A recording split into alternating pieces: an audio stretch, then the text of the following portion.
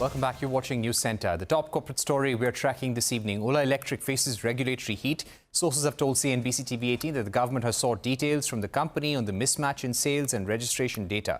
Ola has claimed that it sold 25,000 scooters in February, while Vahan data shows only around 8,600 scooters sold. The company has said that all vehicles would be delivered only after their registrations are completed.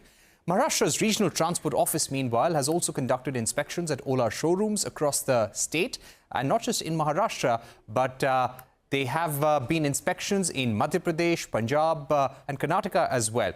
In Maharashtra, the RTO inspected vehicles to check whether they are being sold without valid trade certificates. Sources say that at least 36 scooters were seized from showrooms in Mumbai and Pune. It doesn't stop there. RTO authorities in Jabalpur also issued notices to the company after discovering that scooters were being sold without proper documentation. Meanwhile, Ola Electric showrooms in Punjab have likely been shut down. What does this mean for the company going forward?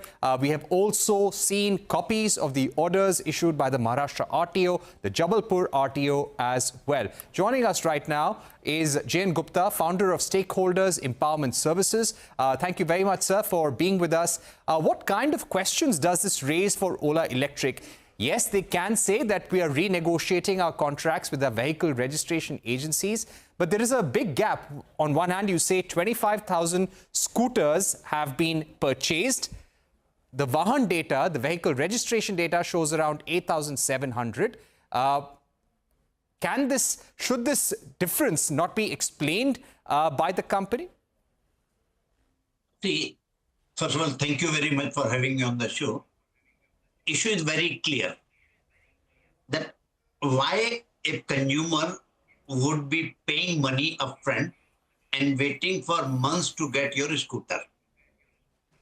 It is only possible that if your scooter is something which is not available in the market. Now, I do not know because I don't use the scooter. I don't know what EV scooter is, but then the issue could be that, yes, I am ready to wait for 2 months, 3 months because the product that you are giving me is best. But unfortunately, in present market scenario where there is so much competition, where there are dozens of EV scooter manufacturers, it is unlikely, but I cannot be saying for the sure. But the issue very clearly is that when I give a sales figure, my sales figure has to be 100% correct. Give a here there, 1% here there, if something is wrong, put it. Now, when the mismatch is of the magnitude of around 60-70%, then the question comes that what have you done till now, or did you inform the consumers that this is the problem? Say, for example, I have bought a scooter and you have informed me, sir, this is the problem with the agency, with the registration agency. You will take 2 months, 3 months. Then I would have had time to buy or not buy. I would have taken a decision. But if you have done that and not told the consumer, then it is a case under Consumer Protection Act. That is one part. But if you have given sales figure which are not correct, then it is a case on many issues. First would be under SEBI prevention of unfair and fraudulent trade practice, because you have given data in the market which is not the correct, because of which the share price was not reflecting the reality. I do not know for sure. But one thing is there that they have been trading without trade certificate.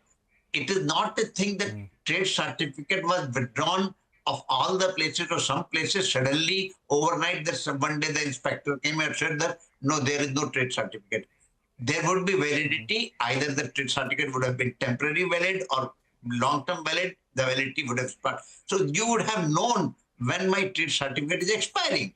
So if you today come and say, oh, my trade certificate, I will get it renewed, that means something is wrong. Or then you come and say that it is not a case, isolated case with me only. There are 6 other or 7 other or 2 other agencies or a scooter manufacturer who also have this problem. Probably understanding that everybody's license is pending or certificate is pending. But if it is only an isolated case, then there are only 2 possibilities. Either I am wrong or somebody is forcibly making me wrong. Right. Now, when it comes to, sir, trade certificates, we've been seeing RTOs carry out inspections. The Maharashtra RTO has carried out inspections in Pune and in Mumbai. There have been similar reports from Jabalpur, Indore, Punjab, Karnataka. So when on such a wide scale you are having inspections, authorities are questioning you about the lack of trade certificate, some scooters are being confiscated as well. The company has not come out with a formal explanation. Considering there are so many reports for a listed entity, do you feel it's important to come out and say what is the right thing? I would say, why go for 10 instances? If there was one instance, it is the duty of the company to come and calm the customers that this is an isolated case, or this is the case because of this reason. There is nothing wrong with our company. There is nothing wrong with our scooter. There is nothing wrong with our establishment. But when you are keeping mum, in that case, you are not telling the consumers or to the regulators or to public at large that what is the real situation. You got to tell the real situation. It is not a thing that people do not suffer problem. There people suffer regulatory problem, everything. But if you are right in your work, if you have done something right, you will come and out say boldly, yes, this is happening. There is a notice, something is like this. We feel that we are right. We will settle this. We are doing this. But when you are keeping mum, then the questions multiply every day into enormous proportion. Right. And what is the one corporate governance question that arises at this juncture?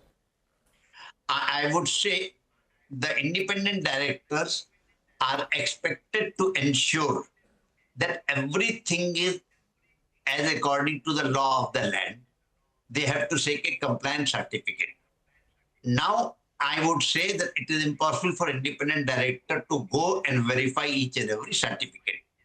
They rely on the certificate given by the compliance officer of the company. So independent directors should ask the compliance officer, last meeting you gave me this certificate, tell me what was the basis on which you gave the certificate. If they had fed wrong information to the independent director should come out and say that the company's governance practices are such that independent directors cannot trust on the information that is being provided.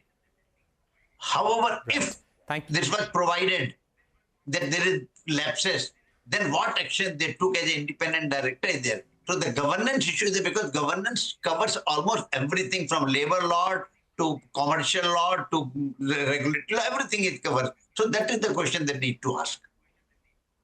All right. Thank you very much, Mr. Gupta, for joining us and sharing your views on the questions around Ola Electric right now. Let's move on and get you a story on India and New Zealand trade ties at a time when New Zealand's Prime Minister Christopher Luxon is in India. He's one of New Zealand's greatest cricketing legends. In his 17-year-long international career, Ross Taylor left an indelible mark on the game with 40 centuries across formats. He was recently in India as a part of New Zealand's trade delegation. My colleague Abhimanyu Sharma caught up with him with a conversation on his love for India and his innings as a businessman. To be here back in India, obviously India is like a second home to me, and to come along with fellow cricketer Ajaz Patel. Obviously New Zealand and India have strong ties, but hopefully we can, with us being here, that we can make the ties even better. Also, there was a cricketing parlance, a cricketing example which was given by both the ministers, both by India's trade minister as well as the New Zealand Prime Minister, about a collaboration between both the countries. What are the kind of interests we can possibly look at? Because we understand you're also a part of the business sector now. Yeah, I mean, I just got into wine. I'm importing wine into India, into the northern states, and a couple of states down south. But no, just because you're a cricketer, you don't stop learning, and it's nice to be back here. But I mean, we're so close in so many aspects. I'm sure, over time, hopefully we can get a lot more travel and, tourism between both countries. And I think, by all accounts, there could be direct flights into New Zealand. So I look forward to hearing about that in time. All right, so that was Ross Taylor looking for closer business ties and cricketing ties between India and New Zealand. With that, it's a wrap on this edition of News Centre. More news and updates continue right